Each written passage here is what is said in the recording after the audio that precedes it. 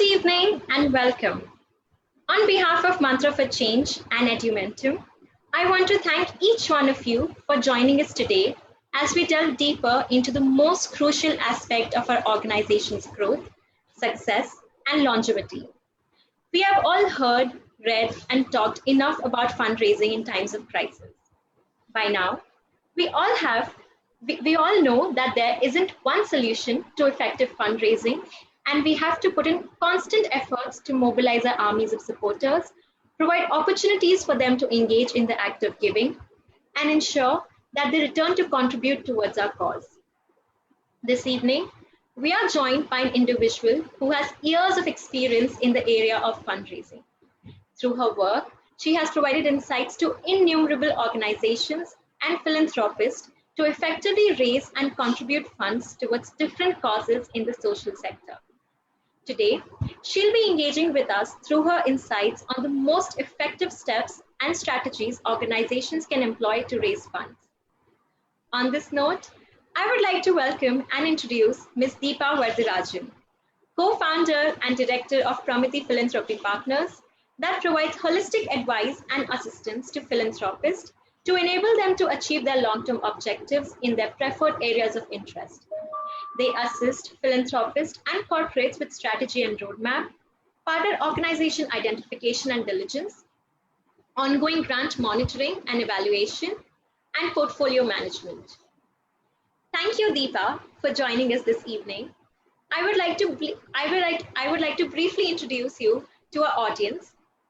We are joined by several early stage organizations who work across geographies in India, some as remote as Sonpur in Odisha, the Shivaliks in Uttarakhand, and southern Rajasthan. These organizations are impacting the most vulnerable and underserved sections of the society, where education and livelihood constantly take a hit. We're also joined by team members of these organizations and co-founders of several other organizations. I would like to welcome all of you and the team members from Mantra for Change and Edumentum present for this extremely relevant and action-based webinar. Before we begin, I would like to ask our audience to keep sharing their questions with us on the Q&A tab at the bottom of your screen. We will ask these to Deepa in the last segment of our webinar. So Deepa, let's start with our webinar, and let's start with the basics first. So can you tell us what is effective fundraising? Sure. First and foremost, thank you, Parul, for that lovely introduction, and hello to everyone out there today. Good evening, everyone. So it's wonderful to be here, and hopefully the next hour or so, I'm able to contribute something meaningful, and you have some takeaways which would help you in your fundraising. So Parul, in terms of effective fundraising, let me actually emphasize on first why fundraising is important, right? So what is fundraising and why is it core to what the programs and the wonderful programs that you highlighted on the ground for these organizations, right? So fundraising is essentially an integral part of any function. If you're not able to raise funds, you cannot maintain your impact. You might be able to kind of demonstrate an impact initially with your own funds, but if you are not able to raise it, then you are not able to maintain that impact on ground. As well as if you engage it better with the donors, you're actually able to even grow your impact in most cases. So always think of fundraising as a partnership or a relationship with the donors rather than in a very transactional manner that they are able to give you money. So that, having emphasized that, I would say there are three key elements of effective fundraising. One is pitch. When I say pitch, it means what is your value proposition, right? What is it that you are enabling or transforming on ground? And why are you better than the innumerable not-for-profits out there? I think that value proposition should come very, very clearly in your pitch. The second element of fundraising, as I kind of alluded to before, is partnerships. Think of these as relationship building and partnerships to enable you to do your work better on ground and not just as a transactional kind of element. And the third and most important, of course, which we will delve a little bit deeper as we go ahead, is the strategy piece. It has to be thought out, it has to be flexible, it has to be agile, especially in terms of these trying times in COVID, where you need to ensure that you have the agility and the flexibility to kind of modify your strategy. And what will it take you, or what kind of strategy will take you there? Thank you so much for elaborating on this, Deepa, and widening our lens around effective fundraising. Uh, Taking from your third point on having a strategy, my next question to you is, what are those key points an organization should be ready with to start fundraising? So Parul, I think, even before we start to think about strategy per se, I think we need to ensure that some of the basics that I covered are also kind of very, very clear and aligned, right? Are you able to communicate what you do in 3 minutes? And what are the key elements that a donor essentially looks at, right?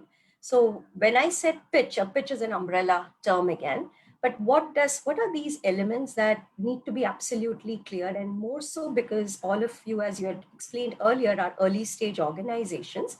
I think there are about 6 elements again, and it helps when you think of it as numbers, right? And simple basic answers that you need to have. First is why, right? Why are you in this space, A? And why did you choose to focus on education, livelihood, health, whatever the cause may be? So I think the why part should be absolutely clear. The second W, I would say, is the what. What are you trying to achieve? What change are you planning to bring in this, in the universe that you are aspiring to work on? The third will be around who. Who are you targeting? Girl children, children, elderly, youths. So, and why these people and why not someone else, right? And even geography for that matter. Some people work in tribal areas, some people rural, some people urban. So the why, the what, the where, or sorry, the who, and then where we address, and then how.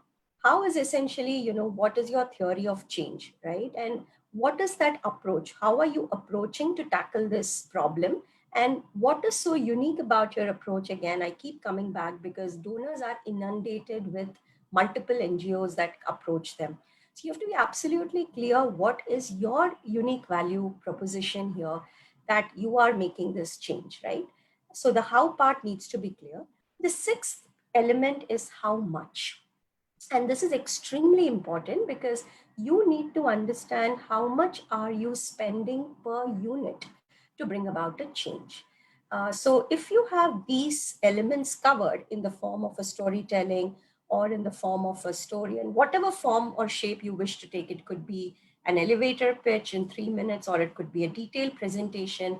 But the key elements of the pitch are around these, the basics of why, what, who, how, where, and how much, right? And that how much, is it justified? Is it efficient enough to bring that change on the ground that you are envisioning?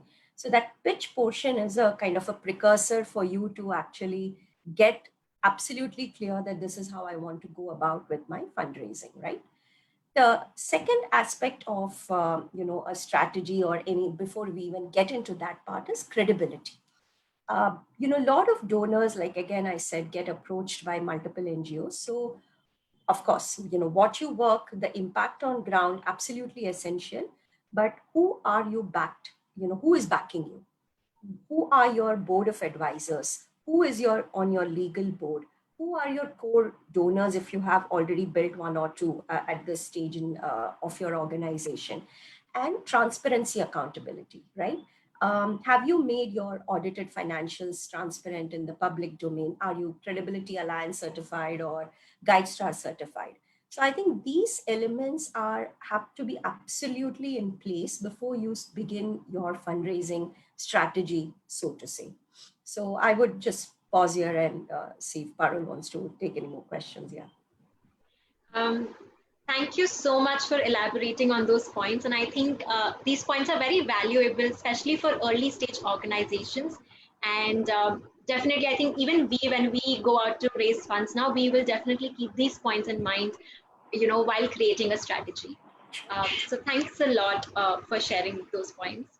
Uh, so while creating a strategy would definitely be the first step towards effective fundraising, Mhm. what should an organization keep in mind to devise a sustainable fundraising strategy? And how can an organization achieve this kind of sustainability? Thanks for that question. That is actually the meat of the session today. And I'm going to put you all at work also with this question in a way. But before I do that, let me just kind of explain to you when we say strategy, right? What are the elements of that strategy again, right? I think the core elements again have to be, of course, at the top is what is your fundraising goal and what is a realistic annual budget. And that actually stems from the point around once you know how much you need to create an impact on ground. And let me also make sure that, whenever you create or that unit change, right, or the cost per unit, I think it's very, very imperative that you also include some portion of your overhead costs. It is not just programmatic costs, but also include some of your support function cost as an apportion cost to that unit of change.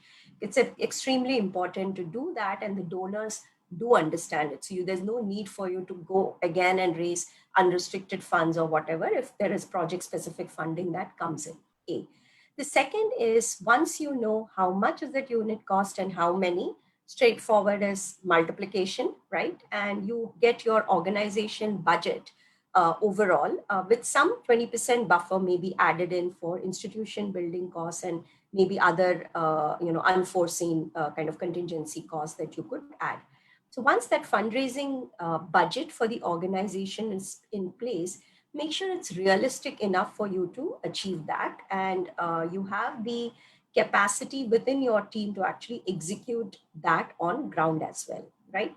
So that is the first step, is the realistic goal of what my annual budget of my organization it should be, and that is kind of a budgeting exercise that you should go through.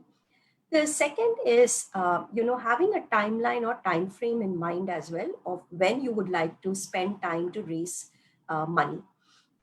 Given the stage of your most of your participant, the organizations today that are participating, my suggestion would be spend about 20% of the co-founder or the founders or the CEO, the senior level time in fundraising. I don't think having a separate fundraising resource at your stage of organization would make any sense at this point in time. So keeping that you have to allocate 20% of your time on fundraising, and at the end of the day, um, you are the idea and the soul behind what you're trying to achieve on the ground, and no better person to actually go and ask for funds than you. Actually, you may not like it, but I think it's important and essential that you actually step in to see what takes you to your goal even further, right? So having said that, the essential elements of fundraising are, and I would like to make this an activity workshop kind of thing, and if we are able to spend about 10 minutes, I think it'll go a long way. Parul, correct me if I'm wrong, but most NGOs participating today are in the annual budget of about 30 to 50 lakhs. Yes. Right? Great. So can I share my screen here? I'm going to share my screen. Are you able to see it? Yes. Great. So, so essentially what the goal here, I would like you, hopefully this is more action oriented and it is something that will be useful as you walk away, towards the end of the session today, is what can be my approach to fundraising. And I would encourage, if you have a pen and paper with you guys, to pick this up and do this as an activity with me. So essentially, what is extremely essential and will help you build a sustainable fundraising strategy is a balanced portfolio, right? So one of the things that is extremely important that is there are various sources of fundraising. There is, of course, government funding that comes in. The second could be CSR, the corporate social responsibility initiatives across different corporates. There are high net worth individuals. When I say high net worth individuals, these are individuals who can say give you anywhere between 1 to 10 lakhs per annum type of folks. You have retail givers who can give you anywhere from say 500 rupees to 5,000 rupees, most of them online giving. Then in some cases like livelihoods or education, even depending on your model, you may have some revenue source with respect to earned income. And of course, you have international, whether it's private foundations or multilateral agencies.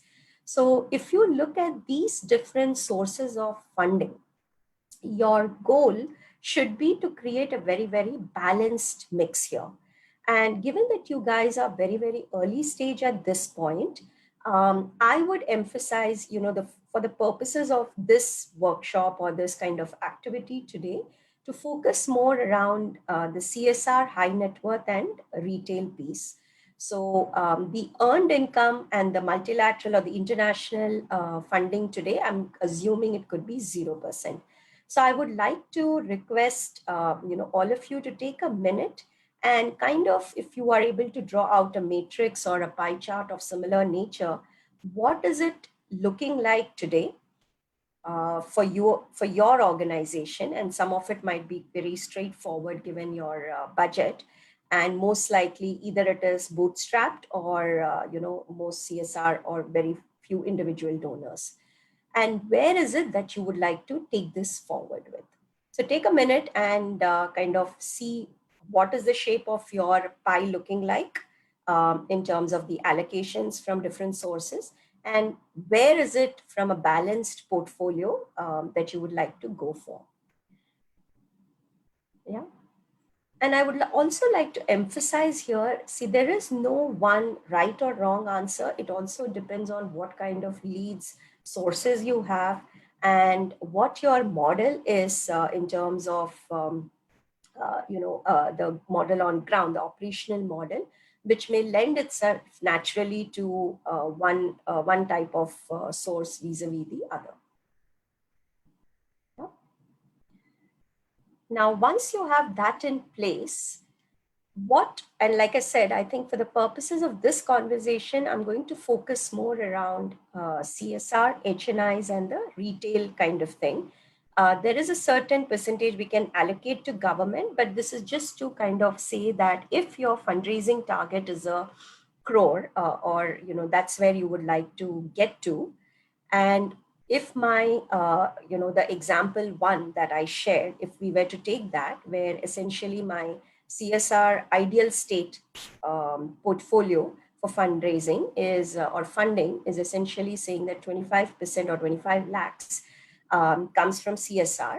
The high net worth individuals and the retail make up my balance 50%. What this enables us to do if we have this kind of a mix is essentially say that we are not, we are hedging our risks, right? We are not dependent on one single donor as much, and are able to, have the agility and flexibility because it's individuals to go after many more. CSRs, as you guys are must actually be aware already, that especially in terms of COVID, there is a huge dip I think we are going to see in the next 12 to 18 months with respect to CSR before hopefully it picks up again. The general trend that we have seen in the past and by experience is this average ticket size. What we know is HNIs can give you anywhere from 1 to 10 lakhs per annum, depending on the giving potential of these high net worth individuals, as we call it. But let's assume for purposes of simplicity that an high net worth individual can give you around 2 lakhs.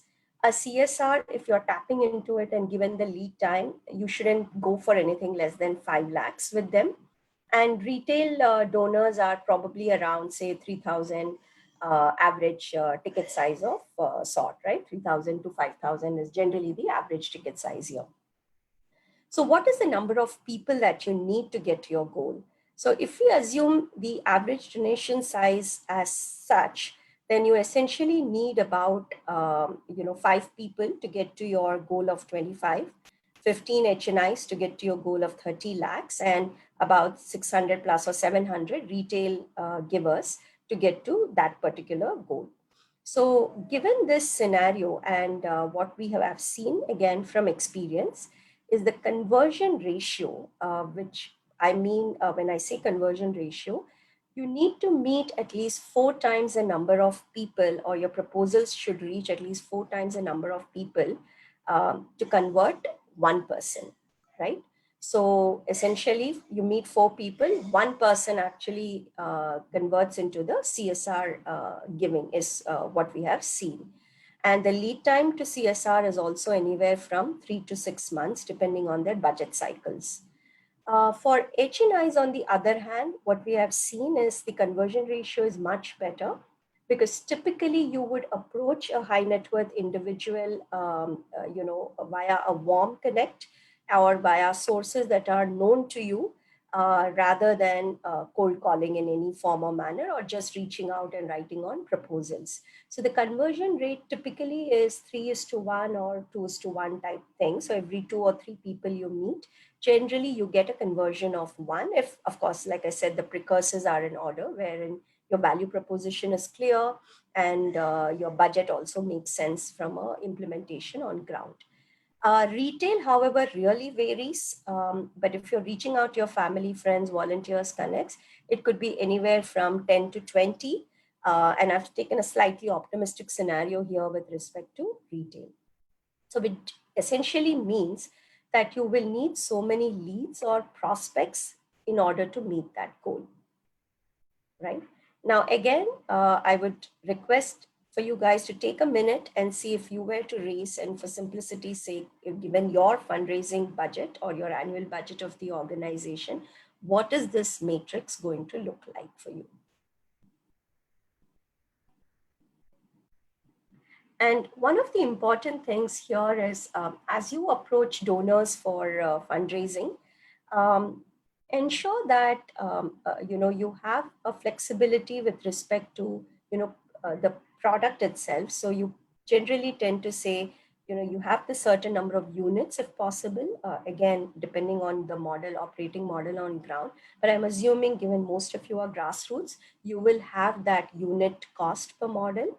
And this is what it kind of, if you were to, this is what 5 lakhs or 10 lakhs would help support.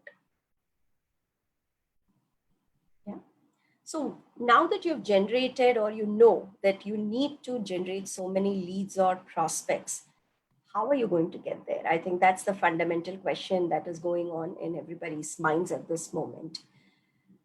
So there are various channels and approaches to achieve this goal. And this is a one-time exercise. Once you do it, then this is what ultimately your strategy is going to be, right? So assuming that we need at least 6,000 plus leads on retail with a goal of 20 lakhs to raise, who are you going to approach, right? So this is the circle of influence piece, and I think it's very important that you look at this very carefully. There is no magical wand to fundraising. This is a more structured approach to actually seek out, and don't hesitate to ask. At the end of the day, it's you're not asking for yourself, but it is for the work on the ground that you are doing, right? So immediate family, friends, colleagues, volunteer staff, corporate payroll givers, if you have any CSR, tap into that kind of network for the retail giving. Again, via whom? All of these folks. When, right? People generally tend to give, especially when it is retail giving, in terms of occasions, right? Their anniversaries, their birthdays, in memory of someone, Diwali, different seasons that come up for US and international donors. It's generally around Christmas time or Thanksgiving time. But India, again, there's enough. Again, tax saving, right? March is the month that people generally give to ensure that they get the tax breaks and the tax benefits. So use these occasions to kind of tap into your retail base and ask, because there is a reason to ask when these occasions come about, right? And where, right? And what are these platforms? First and foremost, I think most of you should have a website. If you have a website, there should be a very prominent donate button with your own payment gateway. With, especially in case of online scenarios, this is the ideal way to do. You only incur the transaction cost that is required on that payment gateway. The second one is crowdfunding platforms, right, which run enormous number of campaigns or have their own funding base that they reach out to, all of that. The third is, if, when you grow certain, I think, size, this would be more applicable, which is direct calling or telemarketing kind of thing. And the last one, like I said, is more around corporate payroll giving. So these are your channels, essentially, if you're able to create 3 or 4 interesting campaigns, figure out when would you like to run these campaigns, and then it's a week or 2 weeks of concerted effort to reach out to this base, creating this base of people who subscribe to your network, who are your family, friends, colleagues, and, lo and behold, I'm sure you will be able to create a database of easily 1,000 plus, 2,000 plus to begin with, and you keep adding on to that network, right? The second is HNIs. So where do you find these HNIs, right? So who are HNIs? Who are these high net worth individuals who can give 2 lakhs to 10 lakhs per annum? These are typically, CXOs of various companies, CEOs, COOs, CFOs, who are earning generally in the range of 1 crore plus per annum. They could be partners in a PE/VC law firm. They could be even small and medium enterprises in your local areas, right? So these are the people who have that potential to give you that 2 to 10 lakhs per annum. And how do you tap into it? I think the biggest and foremost here is engaging your board very thoroughly, which is where the board role is not just from a credibility point of view, but also they should be your champions. They should believe in your cause, not only give to you, but also be able to provide you with some leads for the same, right? And that's why the composition of an advisory board becomes very, very important for you. And it could be existing donors, it could be families, and this is something I would encourage you to do on an ongoing basis, because of the various networks that you might interact with, whether it's NGO or your incubator networks, or is it with respect to your board or any other events that you may have. What we have found from our experience is 1:1 or a face-to-face interaction goes a long way. But given these times of virtual ask and fundraising and work, to some extent, virtually in the Zoom call or a Skype call does make a lot of sense.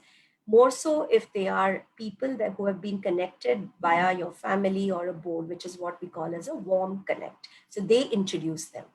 The second method in times when it is quite, hopefully in 6 months or a year down the line when things normalize a little bit, what we have also seen happen successfully in the past is generally when one of your champion is not very comfortable introducing you one-on-one, we request if they can actually host a small high tea or a small event at their homes, right?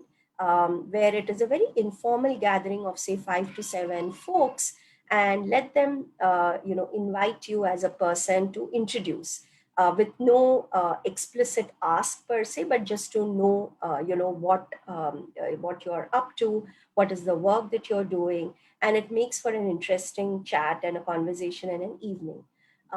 What it lends you is actually a credibility or an endorsement by this champion. Hopefully you're able to kind of speak to the people around the 5 7 folks, and you have your lead list of about 5 7 people that you can actually later on write and kind of seek meetings to talk about your work in person. The third thing we've also seen is giving circles, which are again you create a circle or a project. It could be from on a crowdfunding platform, or it could be something again via your HNI network, where you have raised a certain portion, you say 50,000 contribution or a 1 lakh, and 10 people come together to say support a school or support a center. So there are different ways and means in which you can think through some of these things. And normally we have also seen that people do give to gap funding more often. Yeah. The third aspect is CSR. This is going to be a difficult task from the current scenario, but nevertheless, I think it's important for you to think about how to build this as a base of revenue for your fundraising. What you can do is, again, the important thing is creating a lead list of sorts.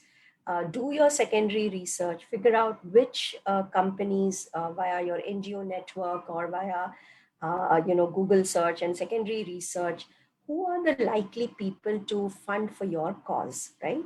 Talk to your incubator network. Most of you have already been incubated, of course, with Edumentum, but also I believe other similar folks. Understand who are the likely people that that could be interested in giving you money, right? Or looking at you. Talk to your board, go to them with a lead list, tell them, these are the people that we think, kind of would be interested. Are there folks that you could help us connect with? The fourth thing is events, right? There are CSR boxes there. You go through the annual reports of these companies, see what kind of giving they do, what kind of causes they support. There is some amount of legwork that will be required here.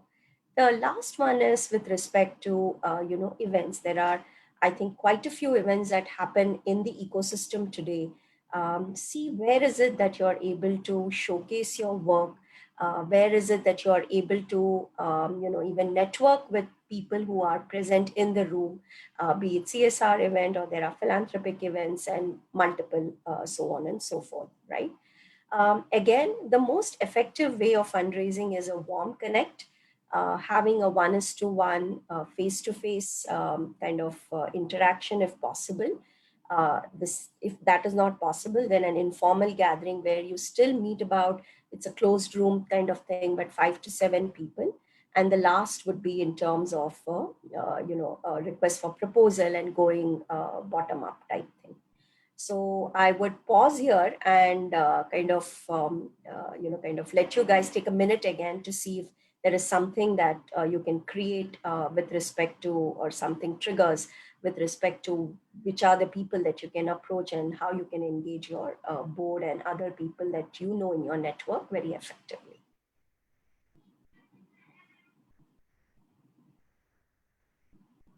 Parul? Yes.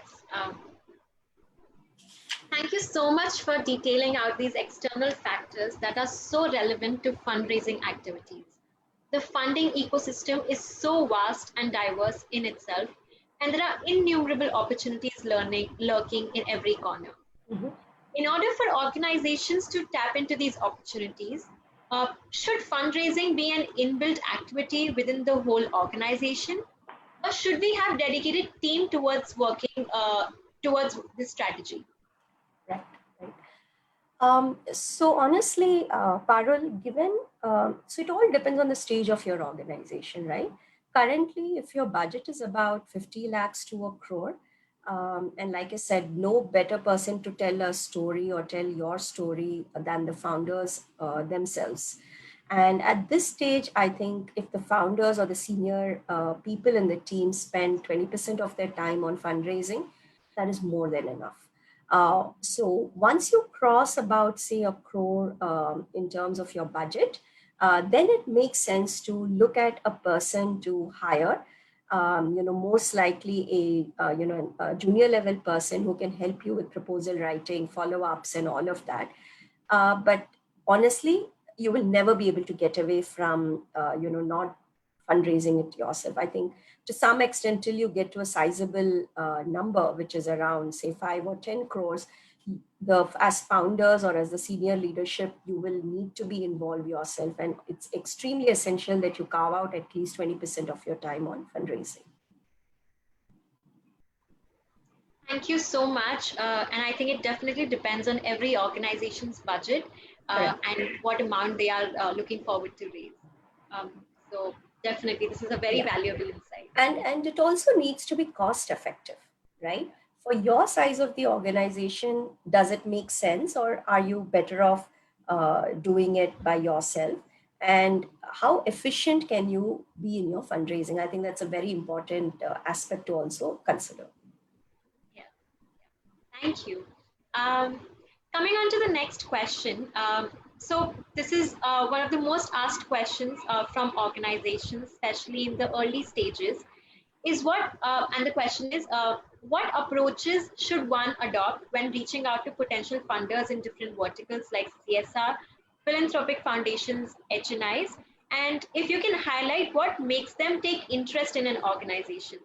Right, right. So fundamentally, it keeps coming back to the basics essentially. Whether it is CSR or HNIs or philanthropic foundations, I think the most important element is your passion, right? Which is where there is no better fundraiser than the founders themselves, honestly. So you need to tell your story in a very, very heartfelt manner as to why are you here, right? The basics that we alluded to early on is why are you doing what you're doing? The articulation of why, what, where, who, how, and how much has to be extremely clear. The second piece is around, what they look for is how are you tracking your outcomes, right? You may not have an extensive M&E in place, and nobody expects it, honestly, right? At this stage in your organization as you're starting off. But what is important is, are you tracking this, right? What are those indicators that you're looking to understand whether your work is making a difference on the ground? How are you able to verify those on the ground? And what is it that you envision, from a feedback from the ground perspective to kind of close that loop, which will feed into your, say, 3-year plan or a 5-year plan? Again, it's more around a horizon rather than being fixated on numbers per se, but how are you envisioning a change on ground, say 3 years or 5 years? I think your passion, your articulation of what and how you're doing it, how are you tracking your outcomes? If these three things are covered, and like I said, in whatever form or manner, it could be an elevator pitch, talking one-on-one, or via a presentation, whatever the case may be, these elements become extremely essential to kind of communicate. And that's what appeals to people. Thank you for sharing these points, and I think these are very valuable points and the fundamental points of approaching a potential funder. So thanks a lot for highlighting them. Before we open the floor for questions from the audience, I'd like to ask you a question, which is not particularly limited to early stage organizations. The question is, how do we create a sustainable environment for retention? Mhm. Mhm. According to you, in what ways can we manage positive donor relations? Right. So, as you have seen, actually, the acquisition cost and the strategy that we just went through, right? The activity is actually quite intensive. So, if you have done so much legwork to actually acquire the donors, it's extremely important. I'm glad you asked that question, Parul, because it's extremely important to retain them. And the retention is always, always, always cheaper than actually acquisition or acquiring the donors. And what are the ways in which you can do that? You don't need to go for anything fancy, honestly, right? I think fundamentally a warm thank you letter on the receipt of, post your meeting, or after receiving the funds. Be prompt with follow-ups, right? If you have done a meeting, they have asked you certain questions, certain proposal, clarifications, get back to them, acknowledging, if there's going to be a delay, acknowledge that and get back to them with a timeline of sorts. Once they become your donors, the receipts, the thank you letters need to go. A personalized email, keeping them posted on what's happening on ground rather than the newsletter format, actually goes a long way. Once a quarter, I think more than enough to kind of keep them engaged. And like I said, try to make an attempt to meet some of these high net worth or CSR point of contacts that you may have, at least once a year, if not twice a year, where you go not only to update them with respect to how things are progressing along, but also to see how can they play a part in your growth journey as well. For the retail piece of things, if you are focusing around the retail aspect of things, then definitely a newsletter, or even same communication email that you send as a personalized note can be put in the form of a mailing list and sent to these retail donors, again once in 3 months at least. And yeah, I think there are multiple ways in which you can again engage a retail donor, but these small things go a long way in retaining your key donors at least. Thanks a lot. Thank you for sharing your insights on such small and actionable steps to manage positive donor relations. Um, Definitely, Sure. these are very helpful. And now we would like to open the floor for questions from our audience. I request you all to write your questions in the Q&A box, and we will take them up one by one. So we already have quite a few questions over here, Deepa. The first question is, with the new FCRA amendments being released, what are your suggestions for nonprofits to keep in mind while we raise funds? Right. Honestly, which is why I didn't focus today much on international donations, is because of this new FCRA amendment, right? I think fundamentally there's enough and more happening. Domestic philanthropy is kind of waking up and quite active as well, I must say. So it is, I think you can, given the stage of your organizations, first you can raise your money or your budget with domestic philanthropy. But nevertheless, if you do wish to go for the international private donation, private foundations, or the multilateral agencies, the fundamental thing to keep in mind with respect to the amendment is essentially that you are not going to be able to subgrant it. So you have to be the one who are actually implementing it on ground. Unfortunately, the new FCRA amendment doesn't allow for collaboration on projects with respect to that. Right. So you have to be able to demonstrate the ability and have the capability and the capacity to implement it yourself on ground. A. B is, I think there is an overhead cap that has been instituted. Initially, it used to be 50%, and now it has been reduced to 20%. And there are certain line items similar to how the CSR mandates as to what constitutes this overhead. And that is something you need to be cognizant about when you do submit. The third is, of course, goes without saying even earlier. I think you need to be extremely, and you need to ensure that you are completely compliant with the FCRA norms and your filings, and ensure every quarter your filings are updated on the MHA site and all of that. And apart from that, I think creating the account in SBI Delhi branch has made it quite difficult. So we'll wait to see what the repercussions of that on ground are. But fundamentally, I think, yeah, you need to ensure that you need to have the capability to implement yourself on ground. Thank you. Our next question is, what can we learn from nonprofits in the grassroots with no specific teams or specialists doing effective fundraising? So honestly, I think, like I said, what makes for a good fundraising or effective fundraising is ensuring you have your act correct, right? What you're doing on ground, and hopefully, being incubated by Edumentum or such other incubators also ensures that you have your theory of change, your approach, your focus, the vision, all of that kind of aligned to actually get it done, right? And post that, you can ensure that you have your portfolio as balanced as possible, and you are in actually a very good stage, because you can build and get to that kind of stage slowly, while initially you may be bootstrapping it yourself, but take your time to build good boards. So what we have seen in the past with effective not-for-profits at an early stage is they are able to tap into the networks very, very strongly. They don't hesitate to ask, and that is very imperative. Thank you. Sure. Our next question is, please share some of the interesting donor relation activities you have come across. So there are many actually. So a couple of things, and I would like to maybe invite my co-founder Manisha is also online if she would like to share some of that as well. But some of the things, like I said, small things are around inviting your donors to visit, right? To do a field visit or a project visit.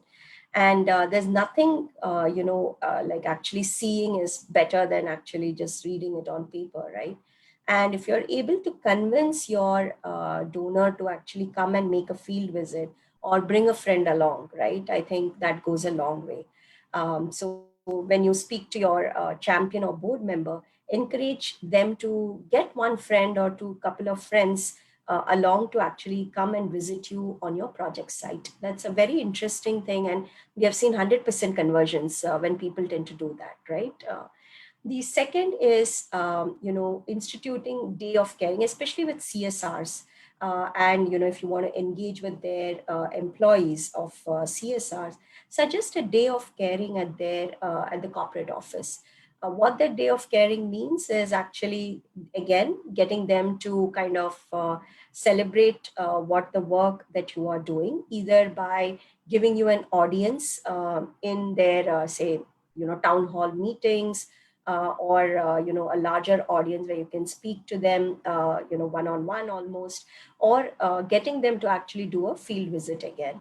And I cannot emphasize the importance of getting people on the field, and people do like it. But you need to structure it also very smartly so that there are takeaways and there are debriefings that happen post that, and there is a way for you to connect and follow up post that visit. Apart from that, you have your usual hampers and thank you things that you send, towards the new year or Diwali. But some of those do cost money. So if you're able to afford that from your budget, I think it is a good way. But I don't think that makes a very, very big difference. Thank you. Um, our next question is, how does CSR box help in funding? Yeah. So CSR Box is a platform, so you can actually log into their website. You can create a login. It allows you to post projects. It allows you to actually scout for CSRs which are looking for projects and what their budget is.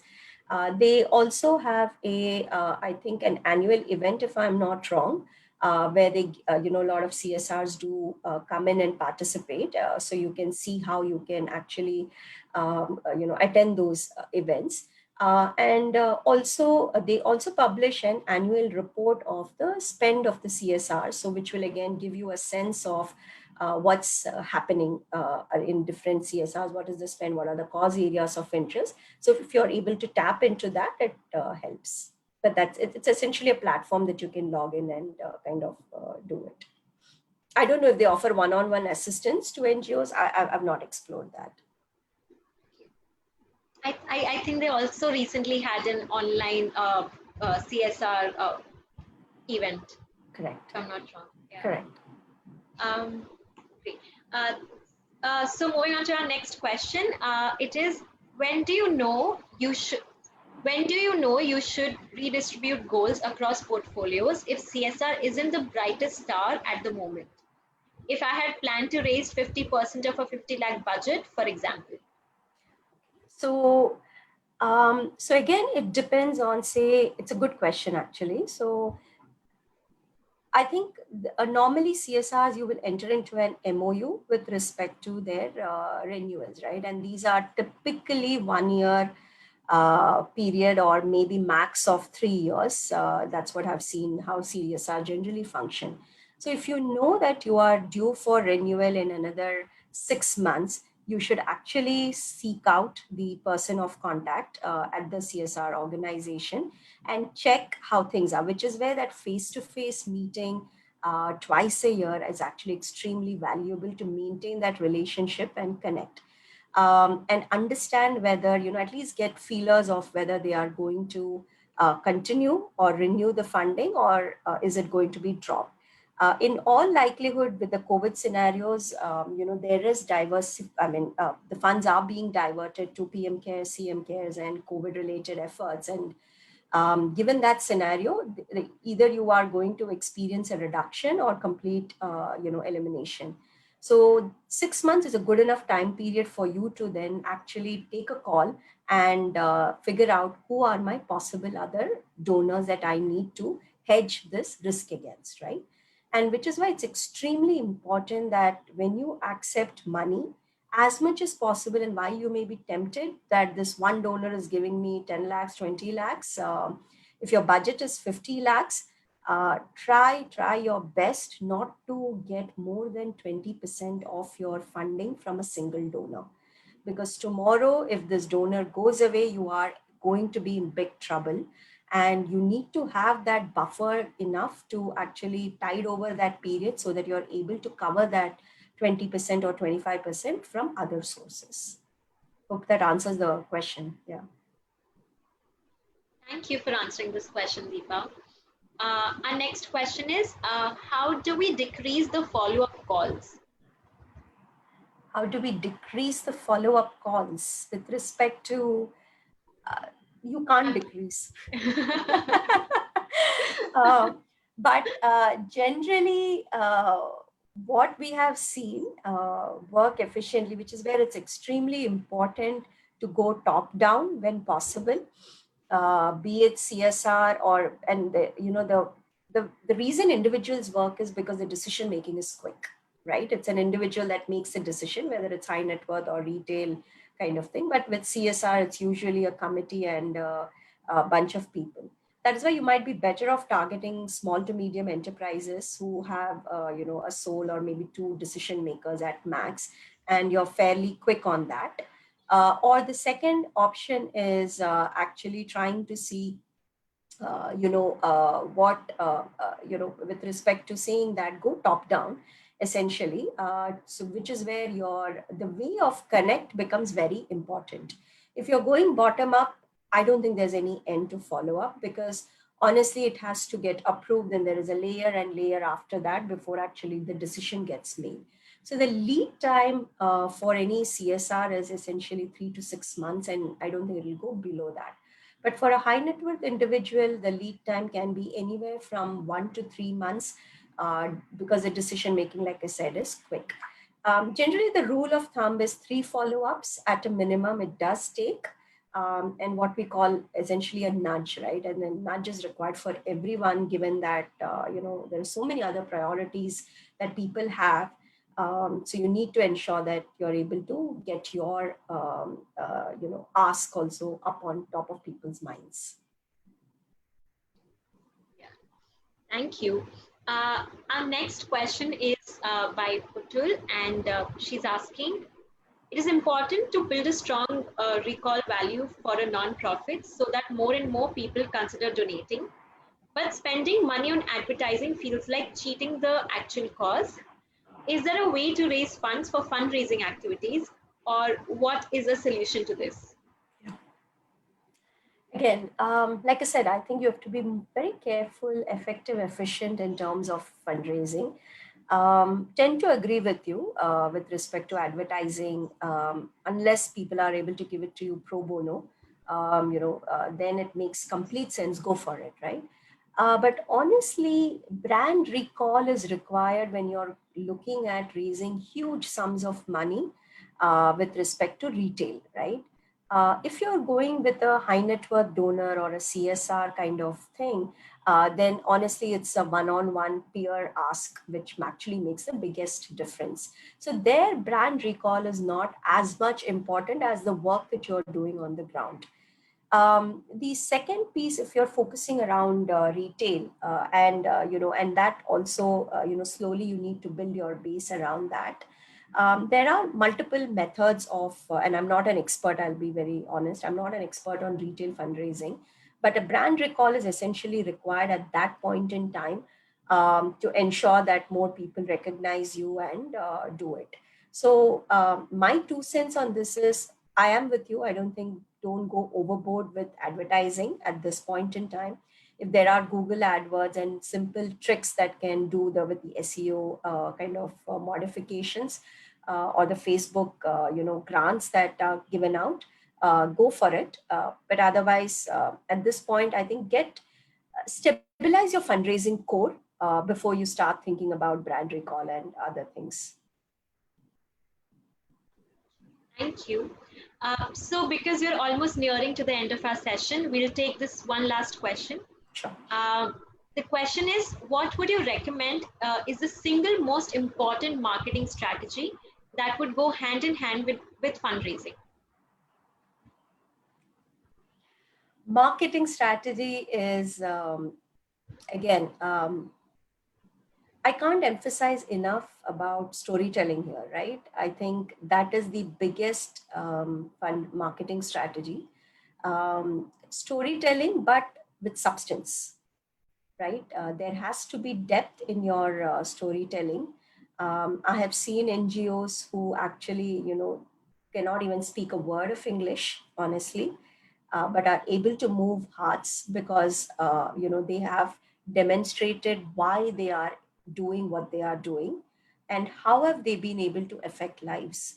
So there is no better marketing strategy than actually demonstrating what you have done on ground and how effectively that you tell your story from the heart. That goes a long way than any other marketing gimmick, honestly speaking. So I think that's that is the most effective marketing strategy, according to me. Great. Thank you so much, Deepa. And that brings us to the end of this really insightful, detailed, and action-oriented webinar on the effective ways to fundraise. Deepa, on behalf of Team Mantra for Change, Edumentum, and the many organizations that have joined us today on both Zoom and Facebook, I would like to thank you for sharing this space with us and providing us with some really great ideas on getting our fundraising strategies off the ground. Given the climate we are in today, it's extremely important for us to keep having these dialogues that would tremendously benefit organizations, whether they're early stage or mature. I would also like to thank all our audience for joining us this evening and listening to Deepa's insights. If you wish to reach out to her for more information, you can write to us on the email ID displayed on your screen. We will also be sharing the video with all of you shortly. Hope you all had a wonderful time here today. Thank you once again for joining us and have a great evening. Thank you.